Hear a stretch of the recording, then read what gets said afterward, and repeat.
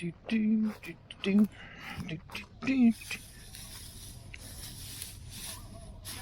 that's dry enough to rake. Morning, everybody.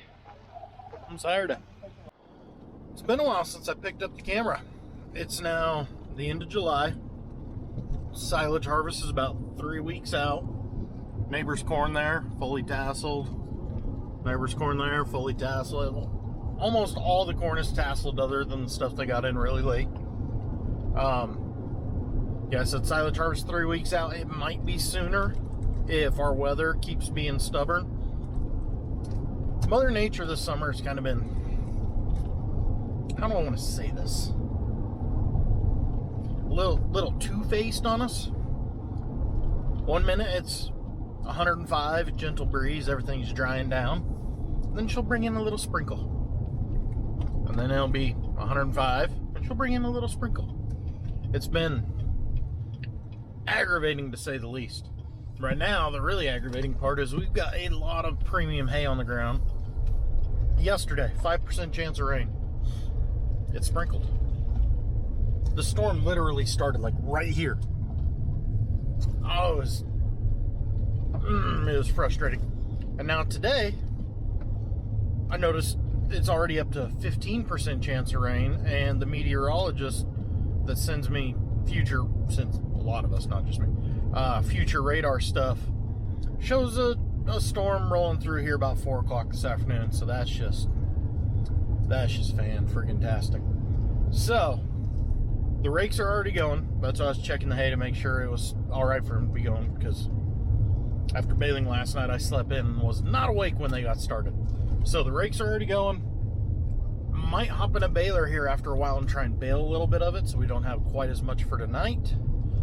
But right now, it's irrigation time.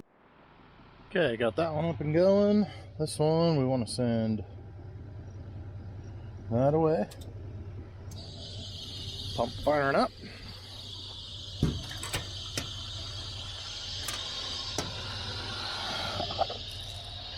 And off the water goes. So, I was making a joke about Mother Nature a minute ago. So, the way she's been really nice while giving us that firm backhand of 105 degrees is rain, not only here, but a lot of rain upriver. Don't forget, all of our irrigation through this valley, or the vast majority of the irrigation through this whole river valley, is all surface water, canal water. Canal water comes from rivers. In order for the river to have water, it has to rain. Our snowpack is long gone. It got us till the middle of July. It was amazing. Now we're dependent on rain and what we have in storage. Thanks to some very good rains up by Colorado Springs and Pueblo over the last week, we have irrigation water here. So we're getting this shot now, and we got another shot coming, which is great because the 7-day forecast is 103 to 107 every day. That's not good when you got corn tasseling and pollinating. That's really bad. When your water, though, is all runoff from storms, you want to flush these filters, because that water is not exactly clean. East pivot, start that away, apply. See how long this takes. There it is already.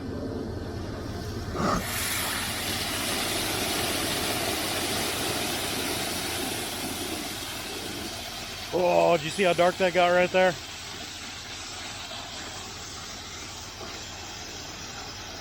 It's still getting darker. I flushed out the last pivot and it was like chocolate milk coming out of it.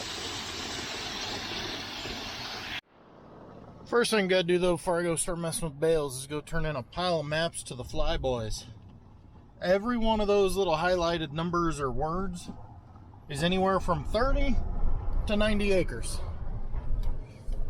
We got a few bugs. So this time of year, spider mites are the problem in corn.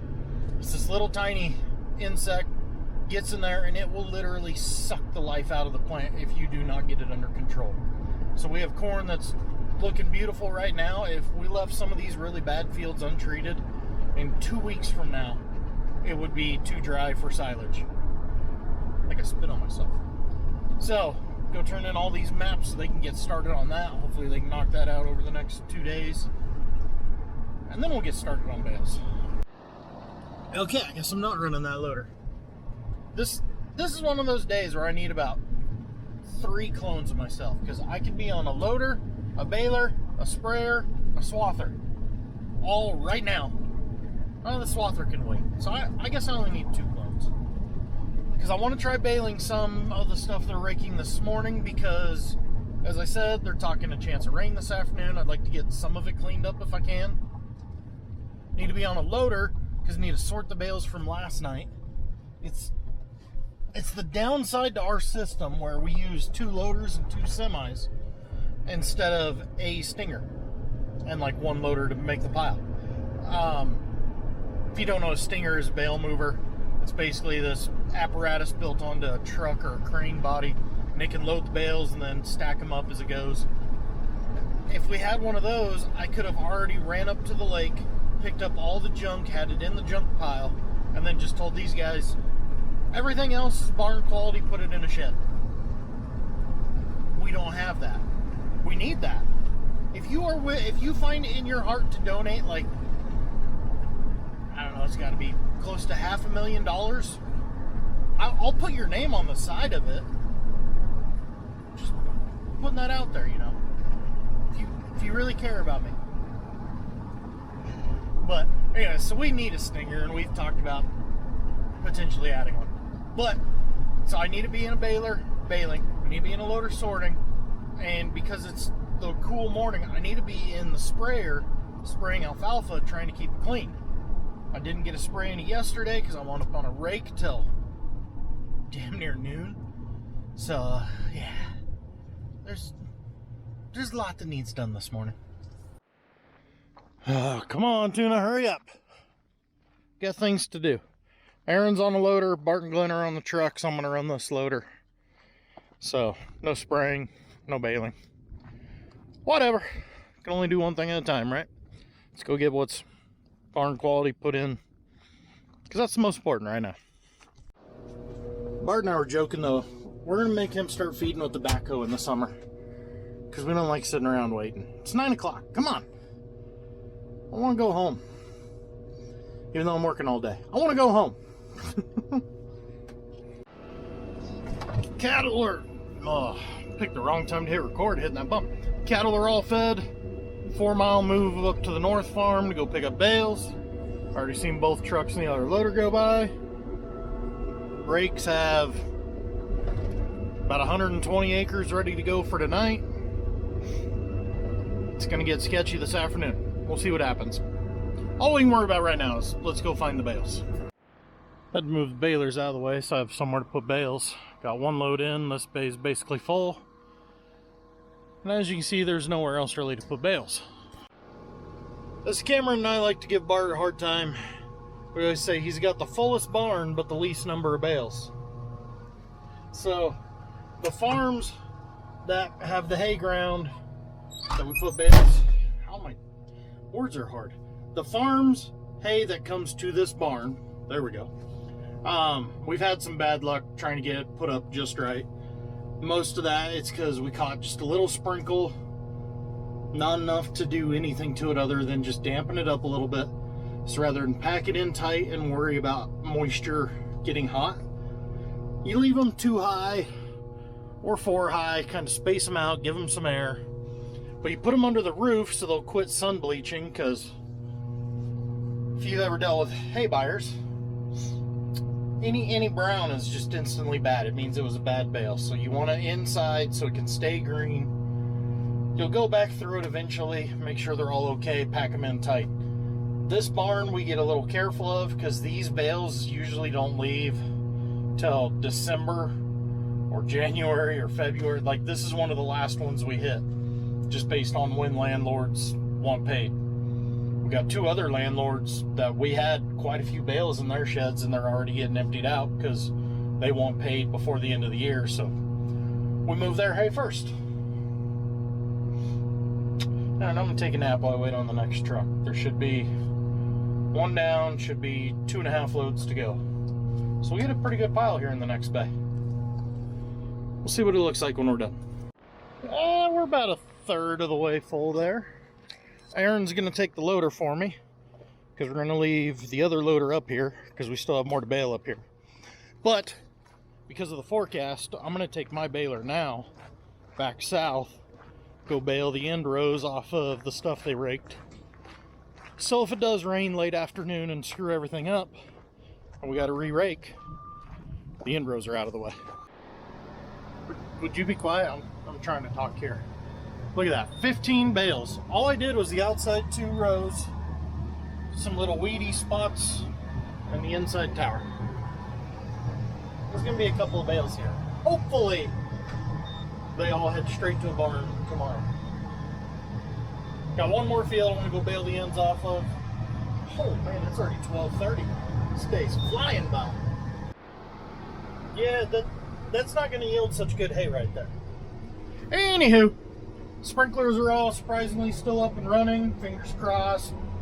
Got a lot of trauma after the last week dealing with pivots, and I wasn't even here for some of it. But either way, right now they are all functional. So, time to kick back, relax. Got How I Met Your Mother on the iPad back there for some noise. We're just gonna make some circles for a while. Well, quarter circles. You get the gist.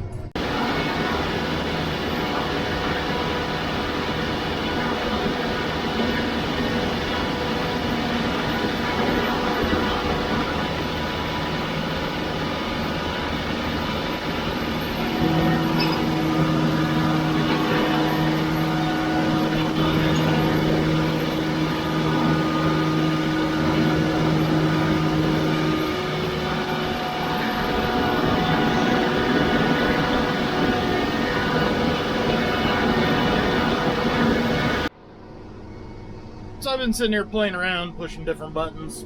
Sorry, Blanca, I probably got something all screwed up. But I've been trying some different things, playing with the cutting. I gotta say though, we've had this Swather, this is year 2. I'm becoming impressed with a green Swather, and that is something I thought I would never say. I will still argue I will take a Massey header with the Deere machine any day. So the Deere header only has the one hydraulic drive. Massey has a second one on the other side, giving you more power in the header. So when you get in hay like this, that if you can see how inconsistent that is, what that is, that's not different stages of growth.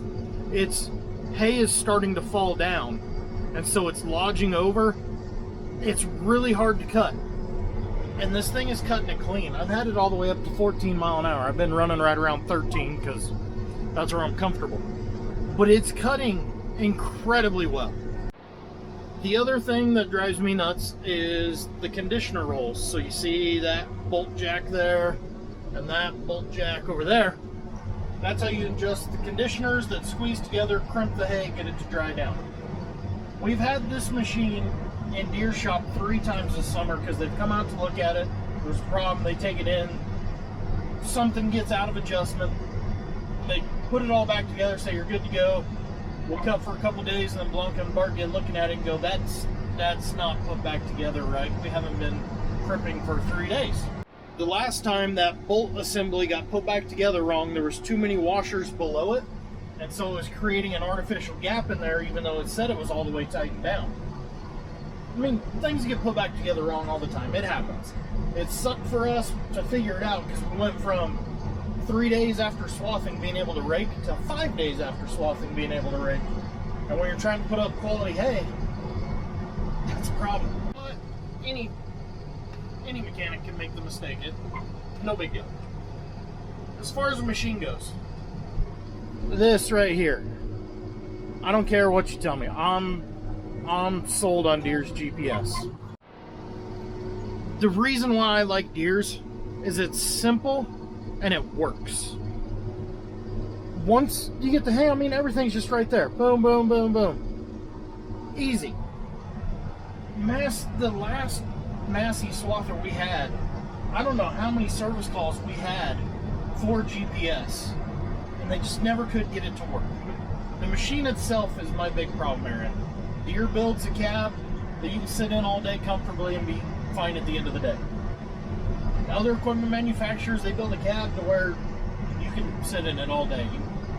They're not near as comfortable, but it's kind of one of those luxury item type of deals. They're perfectly fine, but once you've been in a deer cab, it's hard to downgrade yourself to the other ones. But yeah, that's just my random thoughts I'd share. Been watching Tuna go back and forth with the mower over there. He's disappearing into the corn. Well, around the corn, not into the corn. 4:45. Almost done.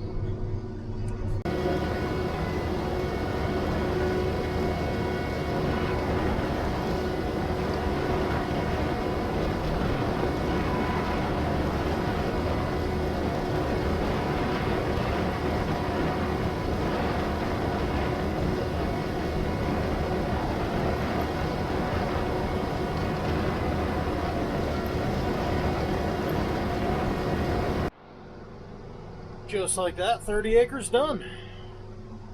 Let's go check water. Oh, yippee skippy. 11:38. Let's go have some fun.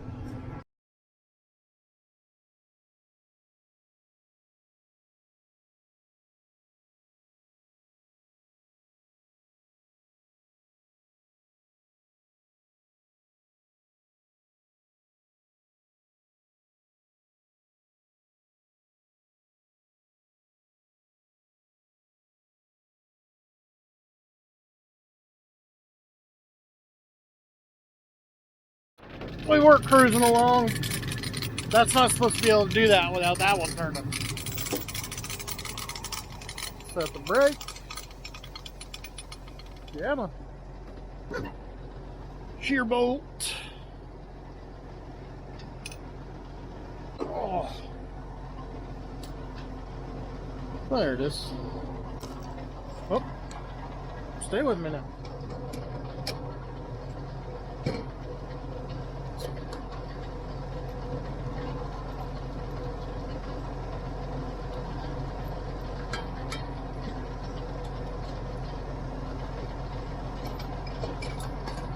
I didn't think I was pushing it. Oh.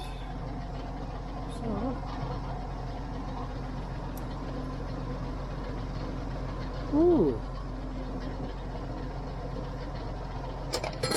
Oh.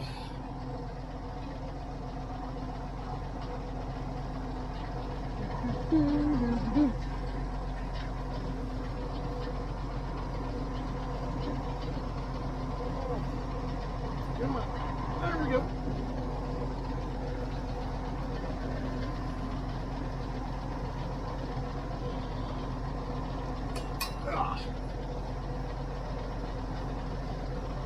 You know, on the plus side, it's a little after 12:30. The only lights out are other balers and sprinklers blinking. Got a cool moon coming up. It's like 73 degrees. I can think of worse things to be doing. I can think of better too, you know, like sleep, but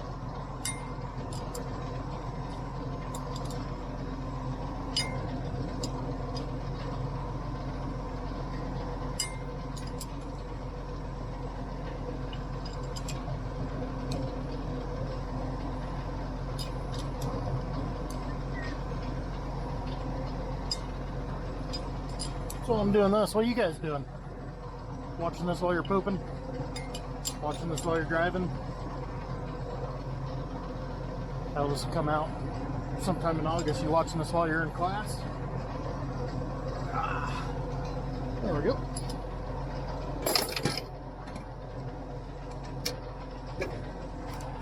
Alrighty.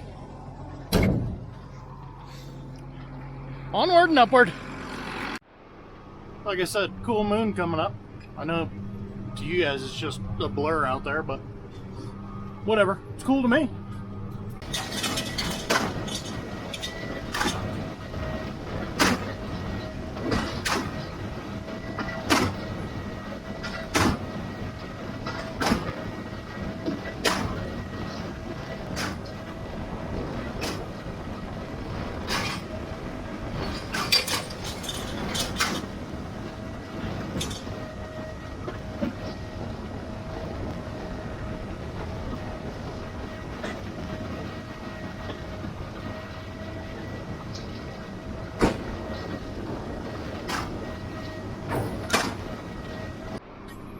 don't even know if you can read that or not. Frustrating part right now is we cannot get good moisture. You can see I'm starting to hit, oh, there's actually a 10, and pressure is 1700. That's dry, like dry. The whole point of baling at night is when that humidity comes up, you get a little bit of that dew in that bale, it makes it denser, holds all the leaves on, and when you're sitting here, now the pressure is way back up. And when you're sitting here reading the humidity, and you're saying it says it's go time. The other balers I see in the area tell me it's go time, but then everything on there says it's not. That gets frustrating quick, because all you do now is second guess yourself. Holy crap, guys. 2:30. Time to head home. This day started at 7 a.m. My eyes are on fire right now. What's really sad is thinking of the fact we got 5 more days of this in a row. Oh well, comes with the territory. Catch you in the next one.